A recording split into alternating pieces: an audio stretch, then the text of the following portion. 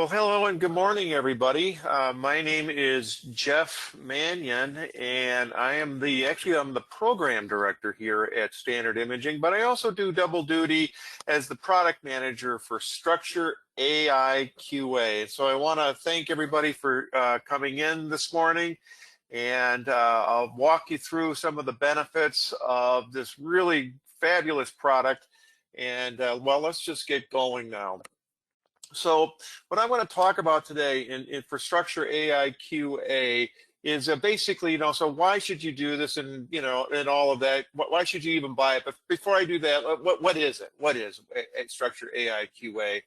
And basically what it does, it is an application that you can use you import pairs of volumetric anatomy data sets and then compare them quantitatively and objectively using both standard and user-defined comparison techniques to generate metrics of agreement.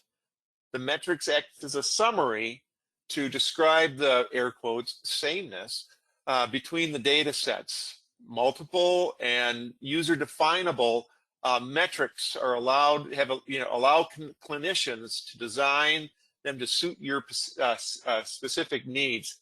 And so I can take a structured data set, okay, that let's say somebody did or an autoseg engine did, and then I can compare it. I'll take a set of CT images. Let's start from there. I'll take a CT image set, and then I'll say, here, autoseg engine, I want you to work on this set. It does it. It provides you, segment files and all that sort of thing. Okay, great. And then I just so happen to have somebody else, either by hand or a different autoseg engine that you really like or something like that, did the same work on that same set of CT images. And here then I can compare the two. Maybe let's say a human being that this is my gold. This person does an awesome job on doing segmentation work, doing all the nice contours and all of that. And I'll compare that against what an autoseg engine has done. And so, why would I even do that? That's important to understand. Oops, hang on a second. And really, why is StructSure important to you? Well, first, it's a great tool when you're evaluating an autoseg engine to purchase. Okay, so hey, I'm looking at all these different autoseg engines, and hopefully what you can get is like a temporary license to kind of kick the tires, that sort of thing. And this is a great opportunity then to bring in StructSure. You say, hey, do I like the Electa model? Is that working best for me? Or I got the Varian model. Is that working really good for me against that common, CT set that you have already, that you already have a set of contours or structure set against? Or is there any third-party companies that, that are popping up across the industry that do really good work, like Limbus AI or, any of the other half dozen or so AI seg companies that are emerging right now. So again, you kind of try it before you buy it. You bring in an autoseg engine, you bring up that CT image that, you want to do some comparisons against, you let it run, you bring in AI, StructSure AI QA, and you can do your comparisons there. Once you've decided on it, say, hey, I think I'm going to go with the, Varian or Electa autoseg engine, or which one you like. Then the next thing to do is, hey, let's do some acceptance testing. Let's now take this and let's see, for example, before you start using it clinically, what areas does the autoseg engine do really well, and maybe not so well. And again, we have that common set of CT images. I'm sure you guys have just batteries of this stuff, and you take that along with your gold set of StructSure sets. With that, you say, if somebody's done all the contouring, and we think that's ideal. And then you bring in your autoseg engine and do the comparison. And now you can kind of say, hey, it seems to do certain organs, better than others. The left and right parotid does awesome, but for whatever reason, the stem cell is just not, it seems to be missing something here, and whatnot. So that way, when you're doing your, the autoseg work, you can kind of like, we've got to be careful here on whatever organ is or a piece of anatomy that, that where maybe it's a little weak on or something like that, and so, this is way, by doing this, it's an extremely efficient way to do, comparisons and do your work, because you're not just sort of guessing like, yeah, I think it's okay, I'll give it a thumbs up. No, that's not scientific. By using StructSure AI QA, you could have qualitative analytics at your fingertips. So again, use it before you buy it and use it for acceptance testing. And finally, third, vendor updates. So, again, the autoseg world is growing and growing and growing, and you're going to see like updates a lot. It's kind of the same thing of, some of these 3D calculation engines that you're seeing out there, where, they've improved algorithms and whatnot. So you're going to start seeing the, same thing, dose engines, just like the same thing for dose engines. You're going to see a lot more of that in the autoseg region.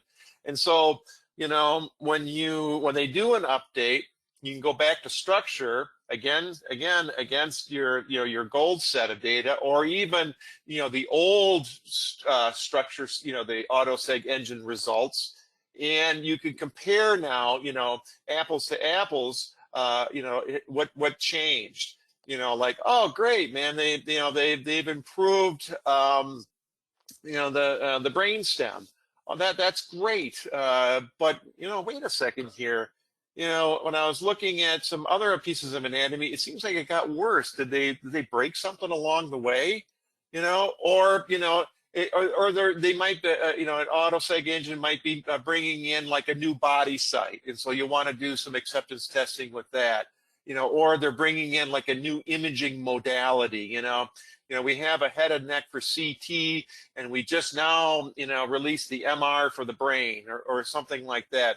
As with any release, you want to check to see if the software broke anything. And again, so it's a way to kind of do your own regression testing. So again, what are the three things? Why is StructSure important to you? Again, it's a great way to evaluate an autoseg engine before you purchase it, to do acceptance testing as you bring it in and you're finding what works and doesn't work so well. And then when each time there's an update, which there will be many, then you can do your regression and analysis to see, hey, it looks like things are looking great, in fact, even better.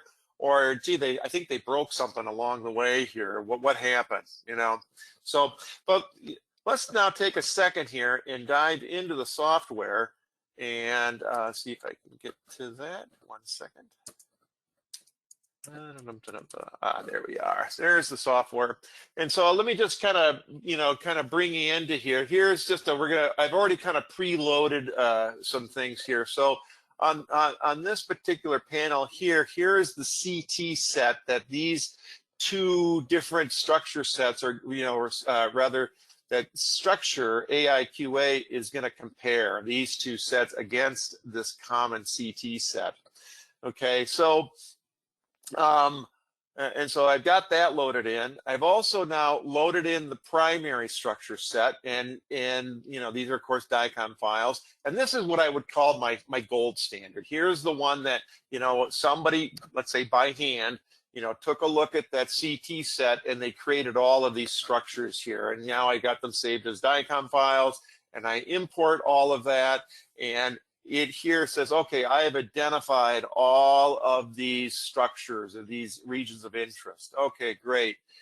Here is the secondary StructSure set file. This would be like from another person or from an autoseg engine that again has run through through this set of CT images, and it says here's all the structures I found and says StructSure, and here are the matching ROI. So we have a one-to-one match across the the primary and the secondary. And here they all are. Here's what I found.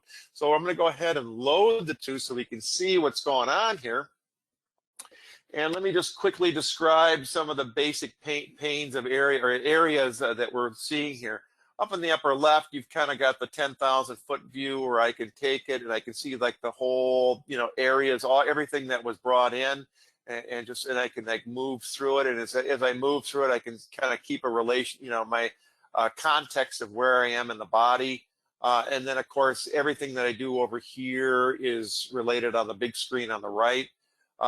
Here, this regions of interest, here again is the list of regions of interest or objects that were a one-to-one that they found common, the StructSure found between the two of them. Okay, and so here's that list. We're going to come back to that every now and then right here. Okay, and then finally down here on the left-hand side, you've got some nice little imaging tools, for window leveling and that sort of thing. So that works out pretty well. On the right-hand side, what we see here is, here's a good example, if you can see all of this. Now, we have the color code. Here are the regions of interest that we found, and of course, they're color-coded for easy identification. But over here, you'll see a primary and secondary. Okay, the primary is a solid line, and that represents our gold set. That was the one that we thought was the very best. Maybe somebody at the department did this set of contours against that common CT set, and we thought, yeah, this is really good. This is one. So that's all in a solid line. The secondary, or the dash line, that's from, let's say, your Autoseg engine. So that way you can kind of see on top of each other, did they miss each other at all? We have it right here. But a better way to maybe take a look at that, let's do actually some calculation. Let's generate some metrics. So I go ahead and calculate here, and they're going to use a metric method that we call default for right now. And I'll show you that in just a minute, what all that means. But I'm just going to go ahead and hit the calculate button. And as you can see, it's rolling through all the differences, and it does all the comparisons. So now we're ready to go. And so we have some more metrics here on the right. This is all for visual. Actually, from a metric standpoint, it provides all these wonderful tables. I'll get to that in just a second. But here we have, if we have green, okay, that's common areas of agreement. Yep, the primary set and the secondary set are in agreement. If I have, let's say, red here, which you can kind of see right here, okay, that's a good example. This is where the secondary set, our Autoseg engine, actually went beyond where we think the StructSure is outlined here. It actually did more than we thought it should. If we see something in blue here, like way over here, it did less. Okay, it's like, oh, I seem to have missed it, because I don't know if you can see this here in the brainstem. It has, the Autoseg engine just did this little area right here, but our gold standard was actually way out here. Okay, and this is just a great way to visualize it, just at a glance. There's some nice some tools over here, right? If you want to make that a little darker, just to see, there you go. You can kind of see it a little stronger. Or if you're kind of going, now what was underneath that? So you can kind of bring it way down. It's like, oh, right, I remember now. Okay, great. So some real nice visualization tools. Let's now take a look at the analysis results here. And this is where really the rubber meets the road. So here again is our ROI list here. It reflects everything that's in this list here as well, okay? And then we can kind of go down, the columns here. So volume 1, that's our gold set. Volume 2, this would be like our Autoseg, and this is like volume in cubic centimeters. How did they compare? So for example, they compared very, very well. There's 172.52 cubic centimeters of volume right here for this CTV1, and then 172.388 here. And using our scoring method here, what we call default linear, and I'll get to that in just a minute, it says, yep, we're in agreement. It's 100%. That's all looking really good. Here we have missing what's missing between them. That would be like that blue area that I pointed out right here. This kind of stuff. Okay, and here we can see that there is 0.132 cubic centimeters where the Autoseg engine just plain missed what our gold standard had. In here we have, in this particular one, in terms of extra, and again they go back to that red area, something like this, where it overshot. Obviously on this one there was 100% agreement, so there is no difference. But maybe something like this one here is a better example where there was a big difference between them. Okay, so you can kind of see all of that. And then we have a dice coefficient here, and then finally the maximum difference between the two in millimeters. Again, we have our kind of our scoring piece here, and it looks like everything is in the green, except this is a little bit in the yellow, this is in the yellow, and yeah, this is definitely in the red. Okay, so let's take a look at that. As we look through here, we can see that here's a great example of in this particular area, the left optic nerve and this optic chiasm. And let's take a look at what we have here. Here on the right hand side is all the metrics that we're looking at, and you can export this actually as a CSV file as well. And then it basically summarizes everything that you see up here. Okay, and we'll break it down into each volume pixel or the volume area into all of these kinds of the things that you want to have here in terms of your metrics. Here, this chart here is basically showing us distance to volume histogram. And so if everything was lined up on the center, like maybe this one here, everything is in agreement and it's dead on. Here in this particular one, there's not a whole lot in agreement. In fact, as we move away from the center of like each millimeter, like -1, -2, -3, towards the area that are missing, or that blue area, we can see that there's 0.07 cubic centimeters of change there, and then 0.11, et cetera, as we keep moving out further out from the center here. And then where it overshot, we see the same thing on this side of the fence. And so what you've got here is a really great metrics on showing the differences between two sets of structure sets looking at the same set of CTs. Again, a great way to, when you're looking at buying an Autoseg engine, use this to do this kind of analysis work when you're doing acceptance testing, and as well as when you're doing when updates come through and you want to check it again, to do regression analysis. I want to go in just a little bit further here and talk about, you have some preferences here that you can do. This is kind of a nice little thing here. This is like, you can decide, what your voxel resolution can be. Let's say, oh boy, I've got it a little bit on the tight side, and let's say I'm at 0.5 or something like that, and I'm getting all kinds of goofiness errors where it really doesn't need to be there. Let me pull that back a little bit to, let's say, 1 millimeter or 1.5 or whatever, something like that. And that way I can kind of gauge how tightly I want to do my work here.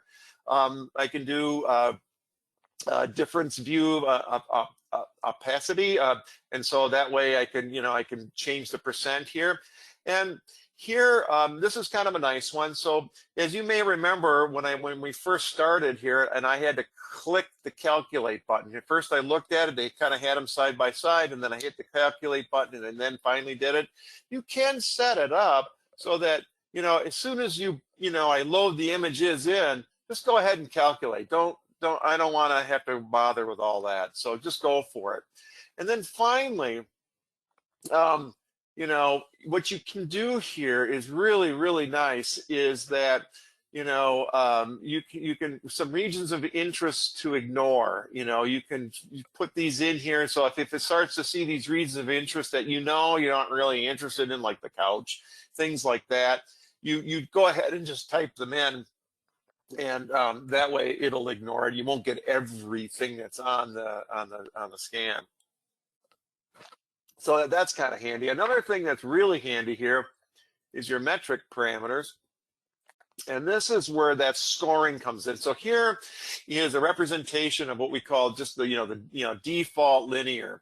So, again, it's basically all it does, is the further I head out, like 1 millimeter, 2 millimeters, 3 millimeters, I start moving like, linearly, in terms of scoring. As I go further out, the penalty gets higher. If I go further out, penalty gets higher and higher again. Same thing on this side for extra voxel penalty. And if you want, you can do all kinds of things with this. Let's see if I got a good example here. Here's one where on the mixing voxel, I go ahead and penalize, not so much on the extra for whatever reason. Let's see if I got another good one here. Yeah, or both. I just, I bring it way up here and I say, hey, I want to do it this way. All kinds of ways to mess with this thing. You can play to your heart's content and how you want to kind of set up your basically your penalty. How rigid or not rigid, or how do I want to do my scoring? So 2 ways of doing that. Remember, on that other screen, I can fixate on how tightly do I want to do my voxel calculations. Is it just like 0.5 or 1? And then finally here, in terms of the metric method that I'm going to be using, and it can the typical one would be just the default linear, or anything that you want to do. And so what you would do then is, when you're ready to do your calculations, you can go ahead and just click which one you want, and then then you hit the calculate button, and it'll redo the calculations over for you again. So there's all of that. Then finally, really, really handy, I don't have anything up here right now, but when you're doing segmentations and auto segs and all of that kind of stuff, comparing it with your gold standard, it's oftentimes regions of interest will be like represented in different ways. Like left eye might be just L_I, or actually spelled out left space I, or left no space I. And so what you can do here is that you can associate the ROIs together. So let's say, hey, if you run into something that's left, LT _I or something like that, that means left eye. And so you can just keep doing that, so that way you don't miss anything, because you know how it is. People tend to label things in different ways, and so here you can do a nice way of kind of getting rid of that hassle, and just say, hey, yep, right parotid is also right, right parotid _parotid, all that kind of stuff. So that's very, very handy. So again, to kind of wrap this up, it's you use it while you're kicking the tires on a new autoseg engine. Once you buy an autoseg engine, you use it to do acceptance, do acceptance testing for, let me take a look at each region. Does it do it really, really well, or does some better than others? And then as well as when you get updates from an autoseg engine. You use this to do your comparisons. Did it break anything? Or now they have a new structure that they've added now, and so let's take a look at that and see how things have changed. So that's all I have for today. Thank you so much for attending. If you have any questions at all, please throw it in the chat. Otherwise, you can email me. Here, let me just get to that real quick. Get back to that screen. Let's see here. Sorry about that. Yeah, there we go. Oh, well, I'm sorry. One other thing I forgot to mention. You can do batch processing. What I just showed you was kind of a one-to-one. Okay, great. But we do have the capability through using basically CSV files. You can take, let's say, a whole batch of images, and then do a comparison between an autoseg and your gold standard, and just do a whole bunch of them at once. It's very easy to do. You have to do a little bit of setup, using Excel, but it's really quite simple. You load both in. The engine does its work, and then would export a new spreadsheet that will give you all that you need, and you can use Excel and the power of Excel to your heart's, whatever you want to do. But if you're looking for like, hey, we've got 50, 60 of these things to do, just use the batch analysis and you're off and running. So very, very handy. So again, if you have any questions, you can either send them to sales@standardimaging.com or certainly to me, and that's Jay Mannion at standardimaging.com. And again, it's been a pleasure doing this presentation to you all. And have yourself a great rest of your day and a great weekend. Bye now.